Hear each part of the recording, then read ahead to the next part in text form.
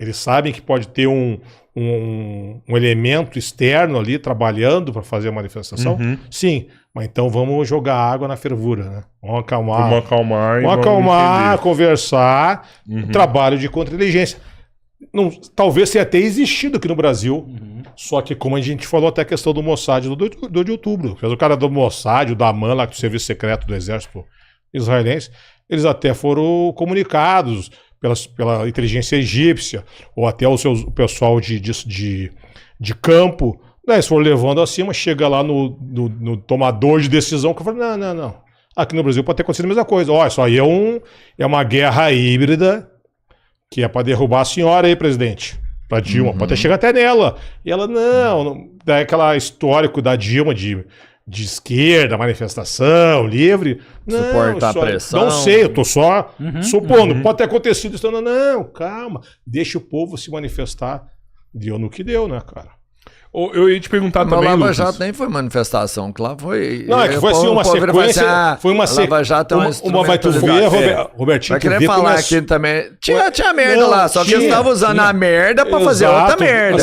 A merda com cocô. As sequências de acontecimento... O negócio foi esse, falar que a Lava Jato era... A sequência de acontecimento... Não era, velho. Tinha crimes ali, né? Depois tu toca na panela, a sequência de acontecimento, tu toca na panela, na sopa, tu mistura tudo. Então, por exemplo, uma coisa que é um absurdo, cara, é descomunal... A prisão do Almirante Otto, cara. Isso é um absurdo, cara. A maior autoridade de energia nuclear, presidente da Eletronuclear, é um ativo nosso brasileiro, um sexagenário, e o juiz dá uma pena gigante, prendem o homem, né? O Almirante Otto, cara, eu não sei até hoje se aconteceu, se não aconteceu, é um erro do governo Lula. O Almirante Otto tem que ser chamado lá no Congresso brasileiro e tem que se pedir desculpa. O Estado brasileiro pede desculpa pro Almirante Otto, porque o Estado brasileiro, que é a responsabilidade objetiva, errou. Porque o juiz que decretou a prisão do Almirante Otto foi agora aposentado, aposentadoria compulsória pelo CNJ, por causa dessas lambanças. E o Almirante merece um pedido oficial de desculpa, cara. Qual que é o objetivo, né, geopolítico? O congelamento do programa nuclear brasileiro. A partir daí, né, de um lawfare, né, de uma guerra jurídica que vem de fora para dentro, isso aí tá confirmado, né? Não à toa. O pessoal muitas vezes fala, mas foi as prisões, por exemplo, né? Elas foram confirmadas em várias instâncias, né? Esse é um dos principais argumentos de quem é pró-lavajatista, né? O pessoal fala, 13 juízes. Foi um grupo de juízes. Uma coisa que vale a pena... Inclusive o Supremo. O próprio Supremo. Inclusive, mas uma das coisas que vale a pena apontar ali, né? É que naquela época em que as prisões... Isso pensando o seguinte, que essas pessoas que decretaram e confirmaram as prisões tinham boa intenção. Vamos partir desse pressuposto, que esse pessoal estava agindo na honestidade. Naquele momento, eles não tinham as informações, por exemplo, que vieram à tona depois. Informações, por exemplo, de violação, né, do processo penal ali, Juiz interferindo no Juiz processo. Combinando sentença antes. Eles não sabiam disso ali na hora. Então foi confirmado, né? Mas isso é se a gente quiser dar um olhar, assim, ainda de legalidade para a situação. Porque quem vai olhar com a profundidade geopolítica vê que isso aí, isso não acontece só no Brasil, né? Para começar também, o Brasil é mais uma vítima dessa instrumentalização do direito, né? Do próprio país contra ele, né? O pessoal chama isso de lawfare. Sim, exato. Então, o caso do Almirante Otto, ele é muito importante, né? Isso que o Mohamed falou é muito importante porque é pouco conhecido. É uma situação que a maioria dos brasileiros mal sabem que aconteceu. É uma figura chave ali, né? Era chave dentro das Forças Armadas, da estrutura do Estado brasileiro. E a prisão dele, né? O afastamento dele acaba de vez ali enterrando o programa nuclear brasileiro, que de fato já vinha claudicante, né? Porque o governo não tem um interesse político. Né, de financiar isso, mas ele era uma voz forte em torno disso. Então, ele realmente o Almirante Otto, ele é uma sumidade, assim, em energia nuclear, é o cara mesmo. Eu já ouvi falar muito ele dirigia, claro que hoje tem até pesquisadores, acompanhei até agora um cientista brasileiro falando sobre a fissão nuclear, esse cara um gênio, que está aparecendo agora, vi hoje no noticiário, mas ele era uma liderança da eletronuclear. E como eu falei ontem, existe aquele clubinho nuclear, né? Alguns países que eles não querem aceitar nenhum. Então, assim, começa lá com a morte do Tenente Coronel Amarante, da Força Aérea, e desembanca aqui agora na prisão do Almirante Otto. A gente não sabe qual vai ser o futuro. Porque o que existe hoje de projeto nuclear em termos militares no Brasil? Está sendo construído há 20 anos o submarino nuclear brasileiro. Vai ser, eu acho que o 7º país a ter um submarino nuclear. Né? E já tem gente falando, não, mas...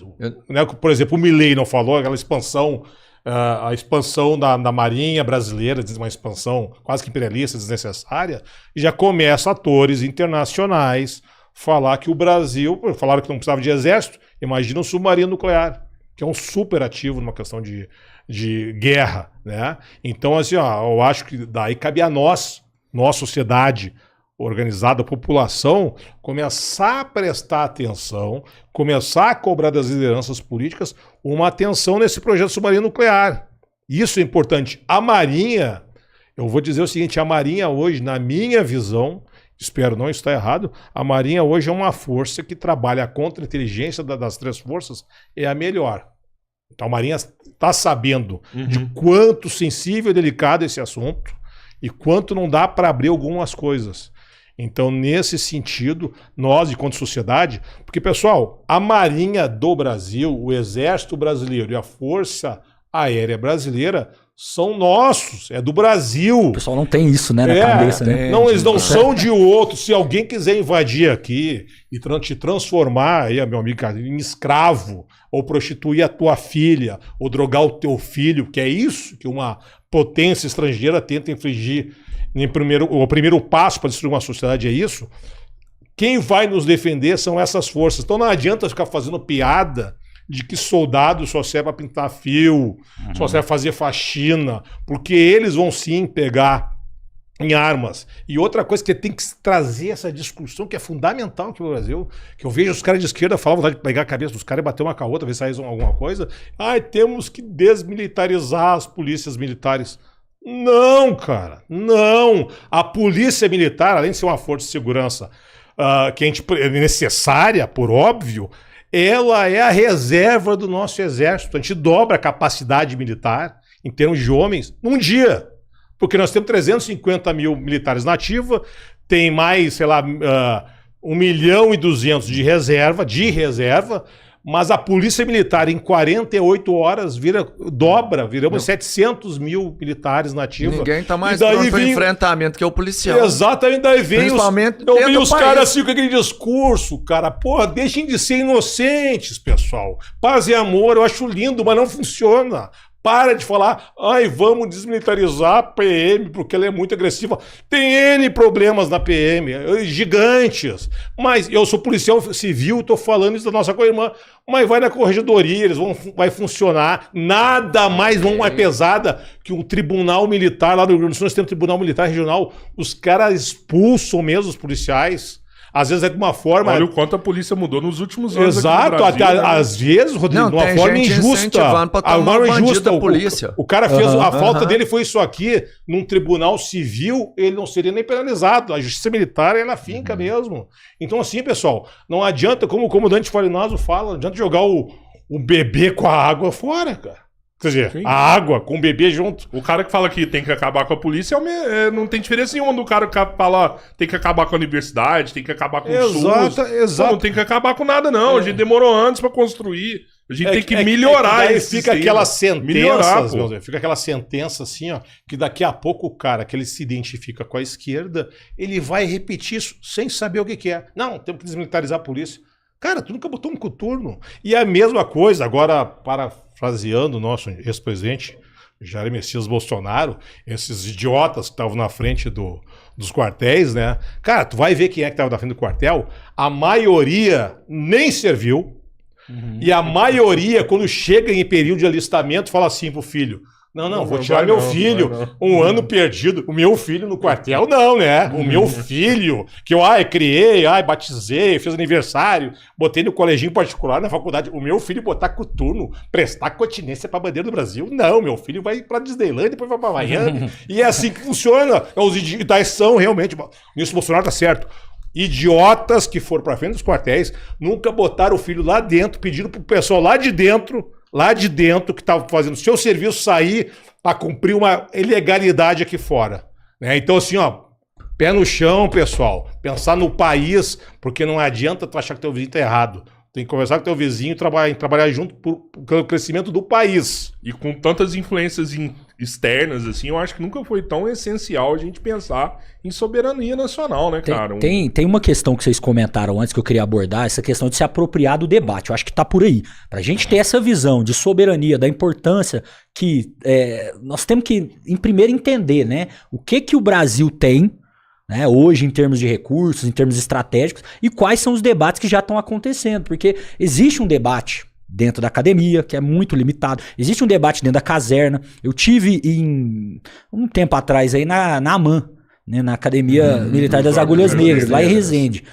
E na época, né, era um congresso acadêmico das Forças Armadas com as universidades. Então, assim, ainda um debate muito restrito a um certo grupo, né? Mas que é super importante. Eu acho que, por exemplo, nesse espaço aqui, a gente está abrindo um canal para que as pessoas possam se apropriar disso. Por exemplo, né? O Exército Brasileiro, ele é especializado, ele tenta desenvolver, ele está trabalhando enquanto desenvolvimento estratégico, principalmente essa questão da ciberdefesa, cibersegurança. É nisso que o Exército Brasileiro, né, dentro das Forças Armadas, estão focando seus investimentos. O Brasil tem até o CONDESEX, né, fica lá em Brasília, que é o Comando Central de Cibersegurança do Brasil. Ou seja, existem essas iniciativas, elas são incipientes, elas precisam de dinheiro, e para isso precisa ter o debate público. Vocês precisam saber, existe isso aí. O Brasil é um país que é o tempo todo observado, é um país cobiçado, mas existe esse tipo de debate, existe iniciativa. Dentro da Força Aérea, por exemplo, da Aeronáutica, né? Qual que é o debate estratégico? É o debate dos satélites, da ocupação do espaço aéreo brasileiro. O Brasil precisa monitorar o que está acontecendo, e para isso nós precisamos desenvolver foguete, desenvolver satélite, desenvolver capacidade de software, de monitoramento. As Forças Armadas, principalmente na Aeronáutica, estão fazendo isso. Agora, de novo, falta debate público e falta verba. No caso da Marinha, aí o Mohamed lembrou, né, a questão do submarino nuclear. E é muito importante isso, porque muito brasileiro pode pensar, né? Pra que o Brasil precisa de um submarino nuclear se na minha cidade aqui tá faltando médico no postinho, né? Acho que uma coisa que precisa ficar clara nesse debate, que muitas vezes o pessoal leva para esse lado, né? Pô, não deveria investir no básico primeiro? O pessoal precisa entender o seguinte, que existe uma corrida tecnológica em pauta no mundo hoje e que o Brasil está atrás nessa corrida. O Brasil é um país retardatário dentro dessa corrida e que, por exemplo, produzir um submarino nuclear, você tem uma escala, né, de complexidade tecnológica na qual o submarino nuclear está no topo da pirâmide. É uma das coisas mais difíceis que a humanidade já produziu, um submarino nuclear. Você conseguir miniaturizar um reator nuclear e conseguir colocar ele dentro de um submarino e fazer isso ser funcional, né, você conseguir gerar uma capacidade de monitoramento, dissuasão, é extremamente complexo e difícil. Então, quando você consegue produzir um submarino nuclear, significa que você subiu essa escada tecnológica até esse ponto. Então, para chegar no submarino, você tem que produzir um monte de coisas antes, né? Desde a fábrica de parafuso, tá? Até o reator nuclear, você tem um monte de coisas ali que a escada tecnológica vai sendo subida e a partir daí você consegue gerar um ativo que antes dele teve uma cadeia industrial que foi construída, né? E o Estado pode ajudar nisso, foi isso que aconteceu na China, por exemplo. Como é que a China saiu de um país que produzia bugiganga para um país que produz carro, caça... Só o premium, só o top. Só ali. O premium, disputando com as potências capitalistas. Como que a China fez isso? Justamente subindo essa escada tecnológica e focando em projetos estratégicos. Então, sim, por exemplo, o submarino nuclear brasileiro, ele não só vai dar essa proteção naval, essa dissuasão, né, que o Brasil precisa, mas também ele vai gerar essa cadeia produtiva que vai, por exemplo, romper só com a cadeia que existe hoje. Por exemplo, a gente sabe que existem cadeias muito bem organizadas na economia brasileira dentro do agronegócio. Eu não estou falando para a gente desmontar isso, ao contrário. Tudo que o Brasil tem de bom, a gente tem que manter, tem que reforçar. Né? Se o Brasil é uma potência no agro, deve se manter como uma potência. Agora, só isso não vai bastar. Tá? Não vai bastar para a gente disputar um lugar um lugar no sol, assim, né? Nessa nova configuração mundial que está surgindo. Então é super importante, eu vejo, assim, o Brasil, por exemplo, não só manter esses projetos, você ter esse debate público sendo trazido, né? Igual a gente está fazendo aqui, explicando para as pessoas a necessidade desse tipo de projeto, e também ter investimento, né? Porque uma das coisas que está acontecendo agora no governo Lula é o corte, né, nas Forças Armadas, né? A gente viu agora no noticiário, por exemplo, de que os caças da FAB não têm combustível para poder voar. Quando eu tive lá na AMAN, eu vi isso. Os caras treinam lá, né, na AMAN, eles não têm munição para treinar real, né? Então você tem os simuladores ali. Tem os simuladores que são importantes, praticamente todas as Forças Armadas têm, né? Os caras vão lá, treinam no simulador, mas na hora que chega no momento de usar munição real, né? Na hora que chega no momento de usar ali algo mais próximo da realidade, fica muito limitado. Chega a ter também, mas é muito limitado, né? Você não vai conseguir. O cara, o soldado brasileiro, o recruta brasileiro, sei lá, realiza 1000 disparos. O soldado americano, 5.000, 10.000. Então isso cria um abismo ali de treinamento, de operacional, né, que o Brasil precisa resgatar. E aí entra esse debate que eu acho super importante, o Mohamed falou. A esquerda brasileira, né, o pessoal da esquerda precisa entender isso mesmo, que as Forças Armadas, elas são um patrimônio do Brasil. Você querendo ou não, você está financiando isso, você está custeando isso. Então não adianta você vilipendiar essa instituição, que na verdade é uma das bases da República, né? As Forças Armadas e a Polícia Militar também, é uma das bases da República. Não basta você vier e falar, não gosto, né? Não vou com a cara. Você está pagando do mesmo jeito, meu filho. Né, gostando ou não, então você tem que disputar esse espaço, você tem que falar sobre isso e não dizer, a polícia é do mal, né, fulano é do bem. Isso não nos leva a lugar nenhum e mais, nos aliena. Né? Eu falo aí enquanto assim, pensando no pensamento de esquerda, né? Aliena a esquerda desse debate e a gente sabe, por exemplo, quanto a segurança pública é um debate caro no Brasil, no debate eleitoral, né? Você vê que a esquerda, por que a esquerda, por exemplo, não consegue, em muitos casos, trazer, né, angariar um debate sério, um debate que chama a atenção da população sobre a questão da segurança pública?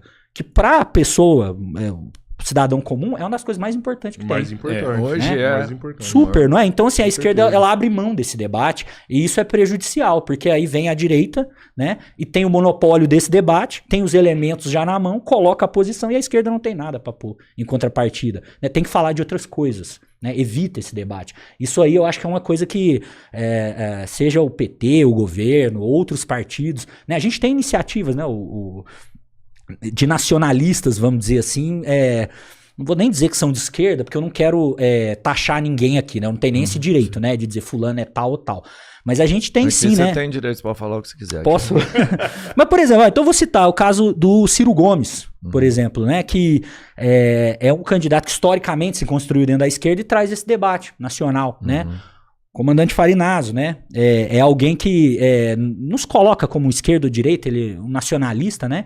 Mas que fala da importância desses setores, né? Que são críticos, que são mais da esquerda brasileira. Aldo Rebelo tá aí também. Então você tem pessoas também, só que, né, não estão tendo a reverberação que talvez necessitasse. E esse debate é importante. A última vez que o Jones esteve aqui, ele até comentou com a gente nos bastidores que está disposto a fazer uma conversa falando de segurança pública, falando de Forças Armadas, que ele estudou muito isso, com viés marxista, e ele tem um pensamento que provavelmente a esquerda vai olhar assim e falar, caramba, eu nunca vi essa conversa, mas ele sente a necessidade de realmente conversar sobre isso. Tu vê como essa discussão, cara, ela é jogada para um segundo plano, né? Tu vai falar... assim, desculpa te cortar, você começa a falar sobre isso, assim, cara, é impressionante, a audiência vai sair, não quero escutar, falar de PM. Eu já falei. Isso aí, a sociedade, a disruptiva, deu ataque em escolas, deu ataque em escolas e como eu peço assessoria, eu e meu colega lá, o comissário Marinho lá de Porto Alegre, a gente dá assessoria para empresários, para instituições e tal, nessa parte de segurança. E de algumas escolas, os pais os procuraram para encher nas escolas. Cara, teve escola que a diretora falou assim, escola particular, não quero polícia aqui dentro da escola, falando de violência. É como se nós vivêssemos no mundo da lua. Outra, a gente sabe, a pessoa fica assim, e cara, pra tu ver onde chegamos, né? O projeto da Vibras, da estatização da Vibras, lá que o comandante Farinazo ajudou a redigir, o Dr. Laterno ajudou a redigir, eles levaram pro Congresso e não conseguiam um deputado pra assinar. Pra assinar. E quem é que assinou? Sabe quem é que assinou, né? O Boulos. O Guilherme Boulos, o PSOL. Não foi, velho. Juro por Deus. Sério? O Guilherme Boulos, o comandante Farinazo, foi uma assessoria dele, ele nos ajudou mesmo. Porque ele tentaram, os tais deputados e senadores que eram ex-militares, os caras Cagaram pra Vibraz.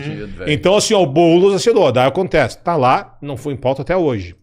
Na sequência, é feita uma audiência pública lá no Congresso. Vai o comandante Farinaz, vai Cabaé, o Dr. Rodolfo, acho que o Dr. Rodolfo, enfim. Eles vão lá falar sobre a questão da Vibraz, das Forças Armadas, enfim. Cara, tinha uns 3 deputados, eu acho, de direita. Daí tinha os de direita. E não tinha ninguém de esquerda. Agora, vamos mudar o quadro aqui? Vamos falar agora da anistia do 8 de janeiro. Vai estar lotado. Meu Deus, cara. Isso é tão menos importante, né? Então, tu tá preocupado com os caras de Rio de Janeiro que derrubaram o relógio, quebraram o vidro, que o cara tava lá de gaiato, abobado, pegou o ônibus e nem sabia onde é que ia? Uhum. Tu que é deputado, senador, vai na defensoria pública e aperta o defensor pra fazer alguma coisa. Mas puta que me pariu. Porra, tanta coisa importante. Vai falar da Vibraz, cara. Vai ver daqui a pouco mudar o currículo da AMAN, tem que fazer algumas modificações, ou da AFA, enfim, vai ver a questão dos caças que não pagaram, chegou atrasado. Vamos ver, cadê a aeronaval, desculpa, o setor aeronaval, que tá sucateado, que é da Marinha, que estão com os aviões do tempo da Guerra do Vietnã. Vai ver isso aí, cara. Vai visitar a construção do submarino nuclear. Vai visitar os SIGs lá na Amazônia. Uma visita de deputado, né? De parlamentar. Pega esse teu terno, entra no avião, vai lá para Manaus, vê a situação dos pelotões lá na fronteira, vê o que os caras estão precisando, o que o exército está precisando. Sai da porra desse gabinete e vai lá, caralho. Sabe? É isso aí, a gente precisa de deputado assim, proativo, senador. Não, um cara que fica falando essas bobagens aí no plenário. Mas, pelo amor de Deus, a população já tá de saco cheio. Desculpa o desabafo que eu tomei. Energético pra gente. Porque assim, a direita... Mas puta que me pariu, né, velho? Mas eu vou te falar, se surgirem mais pessoas, assim, com a postura que você tem, né, pra falar, pra ter um enfrentamento necessário, cara, vai mudar. E tem que ser gente que... Assim, não que você tenha um lado, me parece que é mais neutro, você é brasileiro mesmo, você quer o melhor pro país, mas que fala, por exemplo, porque a gente veio, o Cabreira falou que, cara, chega a ser infantil você pegar a galera da esquerda e falar de segurança, começa a falar assim, eles querem que a polícia acabe. Uhum. E aí você começa, no quintal da sua casa, a destruir o que você tem, mano, é impossível você cuidar da sua cidade, do seu país, de tudo. A galera tem que entender isso. Cara, não é pra todo mundo. O que você ia falar? É maior que a gente. Eu só ia comentar assim, que na minha visão, você não tem um debate sério de nenhum lado, tá? Na minha opinião, o Congresso brasileiro, ele é um congresso de baixa qualificação e grande parte ali de baixa estatura moral, né? São pessoas que não tem nem... Os caras só querem olhar individualismo pra caramba. Demais, assim. Então, eu concordo com vocês que o problema da esquerda é porque muitas vezes fica me parecendo que é uma questão até ideológica, né? E aí eu já ia até apontar uma contradição, porque veja que curioso, né? A esquerda que sempre é contra a questão do imperialismo, né? Aponta, né? Os Estados Unidos, né? As potências. Como que nós vamos lidar com esse imperialismo sem esse aparato de segurança brasileiro, né? Estatal do nosso país. Então fica uma incoerência na crítica quando a gente, ao mesmo tempo, você quer desmontar o exército e você quer lutar contra o imperialismo. Isso não casa. Não dá. Né? Mas eu queria chamar a atenção para isso. Na minha opinião, assim, o Congresso brasileiro, mesmo esses setores, né? Por exemplo, vamos pegar lá a bancada da bala, que seriam os representantes do setor armamentista no Brasil. Esses caras não querem debater um projeto nacional também. Eles querem debater o dinheiro, ganhar dinheiro, né? Lucro para eles. Eles querem ter arma em casa. Isso, porque aí é uma forma de você privatizar a segurança e na prática você aumentar o lucro, né, desses caras. Então, assim, eu vejo que é problemático a questão do nosso legislativo, né?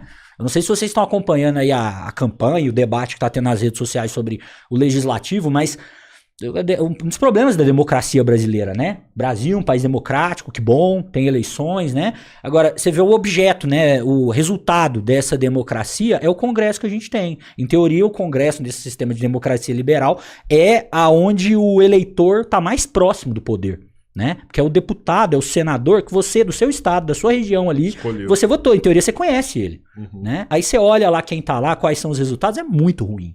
Né? O Congresso brasileiro, além de tudo, é caro, é o segundo mais caro do mundo, só fica atrás do Congresso americano, em termos de valores, e presta um serviço de péssima qualidade pro Brasil, né? Essa é a minha opinião, presta um serviço de péssima qualidade, e os caras, além de tudo, né? Não querem conversar, não querem debater. Você contou o caso do comandante Farinazzo, que foi lá fez o trabalho deles, né? Que os caras deveriam estar fazendo esse trabalho, foi lá, fez o trabalho deles e os caras não querem nem trazer isso como pauta, né? Porque você tem, por exemplo, sei lá, vamos debater esse jogo, né, de nós contra eles, né, essa questão igual agora lá do IOF, por exemplo, né, pô, tem, não tem, vai ter, não vai, são assuntos, por exemplo, na economia, né, você tem um debate assim que é muito menos pensando no longo prazo, no Brasil, e muito mais, né, no amanhã, né, vamos enfraquecer ali o governo. Ô Lucas, voltando um pouco aqui, a gente tava falando do submarino nuclear, eu cheguei a ver um vídeo, os Estados Unidos têm mais de 20 submarinos nucleares, né? É isso mesmo? Os